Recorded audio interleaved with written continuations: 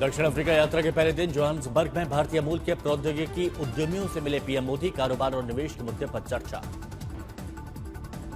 यात्रा के दूसरे दिन आज 1:30 पर G20 सम्मेलन के ओपनिंग सेशन में भाग लेंगे पीएम। नेताओं से होगी मुलाकात।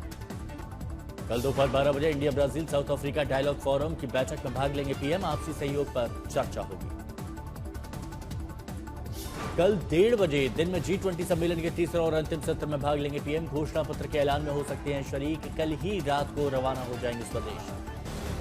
दिल्ली एनसीआर में वायु गुणवत्ता बहुत खराब, AQI 400 के करीब। दिल्ली के वजीराबाद में 427, गाजीपुर में 422, दोनों इलाकों में सबसे अधिक प्रदूषण। अक्षरधाम, आनंद विहार और पंजाबी बाग में भी हवा की गुणवत्ता बेहद खराब। पंजाबी बाग में AQI 369, आनंद विहार अक्षरधाम में 400 पार। इंडिया गेट और ITO का AQI 370, स्वास्थ्य के लिए खतरा। दिल्ली के सभी प्रमुख इलाकों में हवा की गुणवत्ता बहुत खराब है, स्वास्थ्य और गंभीर पर असर पड़ रहा है। G20 सम्मेलन में पीएम मोदी एक पृथ्वी, एक परिवार और एक भविष्य पर करेंगे बात। दुनिया की भलाई के विषयों पर होगी चर्चा। कल जोहान्सबर्ग पहुंचने पर एयरपोर्ट पर हुआ प्रधानमंत्री का भव्य स्वागत। भारतीय समुदाय और स्थानीय नागरिकों ने रनवे पर लेट कर दिखाया पीएम मोदी के प्रति श्रद्धा और सम्मान। जोहान्सबर्ग में होटल के बाहर भारतीय समुदाय से मिले पीएम। सभी से हाथ मिलाकर अभिनंदन स्वीकार किया। पीएम के आगमन पर जय श्री राम और वंदे मातरम के नारे लगे। तिरंगा हाथ में लिए खड़े नजर आए लोग।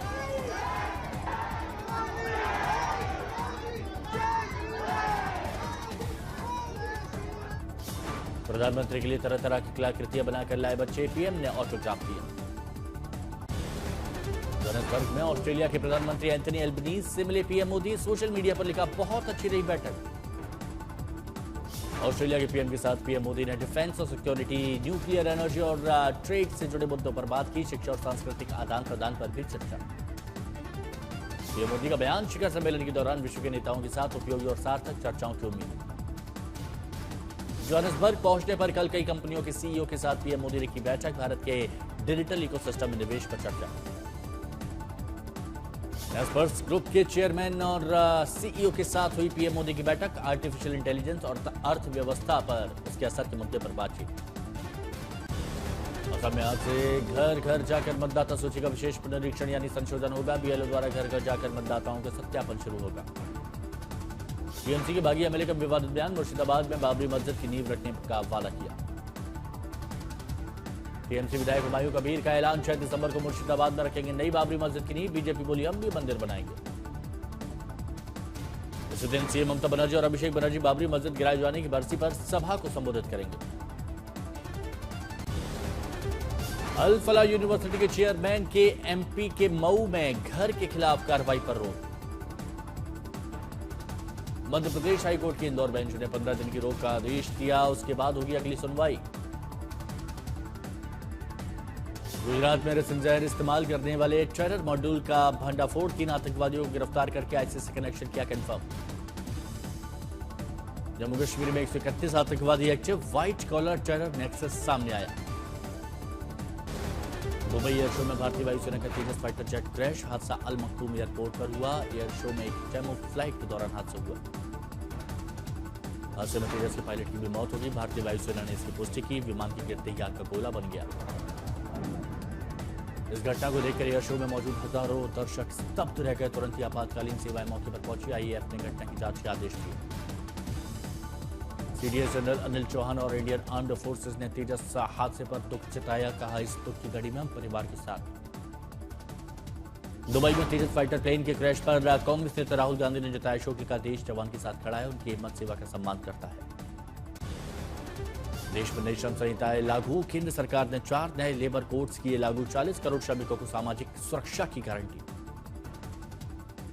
प्रधानमंत्री मोदी ने नई श्रम संहिताएं लागू होने पर देश को दी बधाई। लिखा, ये आजादी के बाद से सबसे बड़े और भविष्य को ध्यान में रखकर किए गए सुधार। देश की राजधानी दिल्ली में सुरक्षा को लेकर बड़ी एक्सरसाइज। अक्षरधाम मंदिर में NSG और दिल्ली पुलिस ने काउंटर टेररिज्म संयुक्त अभ्यास।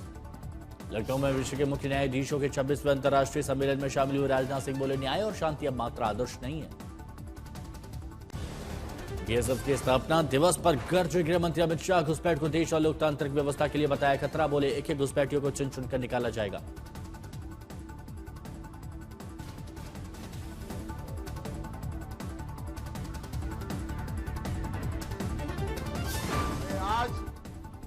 रक्त जयंती समारोह में बहुत स्पष्ट करना चाहता हूं कि हम इस देश में से एक एक घुसपैठिए को चुन चुन कर बाहर निकालेंगे। ये हमारा प्रण है। एसआईआर मुद्दे को लेकर विपक्ष पर हमला बोलते हुए कहा, एसआईआर देश को सुरक्षित और निर्बल करने की प्रक्रिया, घुसपैठियों के संरक्षण में लगे दलों को बिहार की जनता ने जवाब दिया। मणिपुर में आरएसएस प्रमुख मोहन भागवत का बयान, कहा अगर हिंदू अस्तित्व में नहीं रहे तो दुनिया भी नहीं बचेगी। मोहन भागवत ने कहा, संघ न राजनीति करता है न किसी को नियंत्रित करता है, इसका उद्देश्य सिर्फ समाज को संगठित करना। भारत हमेशा से था, है, रहेगा। बिहार में नीतीश कैबिनेट के मंत्रियों के विभागों का बंटवारा, केवल 18 मंत्रियों को विभाग बांटा गया है। नीतीश कुमार ने गृह विभाग पहली दफा छोड़ दिया, जबकि सीएम सम्राट चौधरी के पास गृह विभाग, जेडीयू को वित्त विभाग की जिम्मेदारी, श्रेयसी सिंह को सूचना विभाग के साथ साथ खेल विभाग की जिम्मेदारी। डिप्टी सीएम विजय कुमार सिन्हा के पास भूमि एवं राजस्व विभाग के अलावा खान एवं भूत तत्व विभाग, दिलीप जायसवाल उद्योग मंत्री बनाए गए। संजय टाइगर को श्रम संसाधन विभाग, विजय सिंह को खान भूत तत्व, मंगल पांडे को स्वास्थ्य और विधि विभाग की जिम्मेदारी। रामकृपाल यादव को कृषि मंत्री बनाया गया। नारायण प्रसाद को आपदा प्रबंधन विभाग, तो रमन साथ को पिछड़ा वर्ग एवं अति पिछड़ा वर्ग कल्याण विभाग की जिम्मेदारी। नई एनडीए सरकार के गठन के बाद नीतीश कैबिनेट की पहली बैठक 25 नवंबर को 11 बजे होगी। सम्राट चौधरी को गृह विभाग मिलने के बाद आरजेडी का तंज, का बीजेपी जिस तरह चक्रव्यूह रच रही है उससे यह साबित हो चुका है कि इस बार नीतीश केवल चेहरा रहेंगे। गिरिराज सिंह ने आरजेडी और लालू परिवार पर हमला बोलते हुए कहा, जो अपने परिवार का सम्मान नहीं कर सकते वो राज्य की जनता का सम्मान कैसे करेंगे। गिरिराज ने बंगाल की राजनीति और सुरक्षा पर भी बड़ा बयान दिया। उन्होंने कहा कि राज्य में जल्द ही एसआईआर लागू होगा, जंगल राज का अंत होगा। दिल्ली में साहित्य आज तक का बड़ी भव्यता के साथ शुरुआत, मेजर ध्यानचंद नेशनल स्टेडियम में आयोजित समारोह को लेकर दर्शकों में गजब का जोश। 21 से 23 नवंबर तक दिखेगा साहित्य, संगीत, अभिनय और कला के दिग्गजों का अनोखा समागम। इस साल साहित्य आज तक का खास आकर्षण का केंद्र कुमार विश्वास ने बहुत ही रोचक अंदाज में किया रामकथा का गायन। कार्यक्रम में गायक अल्तमश फरीदी ने अपनी गायकी से समा बांधा, दर्शक भी उनके सुर में सुर मिलाकर झूमने लगे। अयोध्या में 25 नवंबर को होने वाले ध्वजारोहण समारोह के लिए सुरक्षा चाक चौबंद, पीएम मोदी भी इस आयोजन में होंगे शामिल। माता सीता की जन्मस्थली मिथिला नगरी जनकपुर धाम सज धज को तैयार है। विवाह पंचमी के लिए जनकपुर के स्थल का शुभारंभ। दुल्हन की तरह सजाया गया है जानकी मंदिर। इस साल के वैवाहिक महोत्सव का आनंद लेने के लिए बड़ी संख्या में नेपाल पहुंच चुके हैं श्रद्धालु। शीतकाल के लिए 25 नवंबर को बद्रीनाथ धाम के कपाट बंद होने की प्रक्रिया शुरू। पंच पूजा से हुआ शुभारंभ। आज आदि केदारेश्वर मंदिर और शंकराचार्य मंदिर के कपाट बंद होंगे। शाही शादी में शामिल होने अमेरिकी राष्ट्रपति डोनाल्ड ट्रंप के बेटे जूनियर ट्रंप पहुंचे उदयपुर। सुरक्षा के कड़े इंतजाम दिखे। गाजियाबाद में क्राइम ब्रांच इंस्पेक्टर लाखों की रिश्वत लेते रंगे हाथ गिरफ्तार, कारोबारी भी पकड़ा गया। सोनभद्र में खनन हादसे की जांच करेगी एसआईटी, मामले में 4 आरोपी गिरफ्तार। केरल के कोल्लम में मछली पकड़ने वाली नाव में लगी भीषण आग, लाखों का नुकसान। पश्चिम बंगाल के जलपाईगुड़ी में हाथियों का झुंड दिखा, स्थानीय लोगों में दहशत। केरल के अलप्पुझा में युवक ने शानदार मिसाल की कायम, दुर्घटना में दुल्हन हुई घायल तो अस्पताल पहुंचकर रचाई शादी। इस दौरान परिवार के लोग मौजूद रहे। नासिक के मालीगांव में एक 4 साल के बच्चे के साथ दुष्कर्म और हत्या के मामले में लोगों ने विरोध प्रदर्शन किया, आरोपित के लिए मौत की सजा मांगी। हरदोई में 2 मंचलों को नाबालिग के साथ छिड़खानी करने पर गांव वालों ने सबक सिखाया, दोनों की जमकर पिटाई की, सर मुंडवाया। दिल्ली मुंबई एक्सप्रेसवे पर भीषण हादसा, एक्सप्रेसवे पर दौड़ते कंटेनर में लगी आग, चालक जिंदा चला।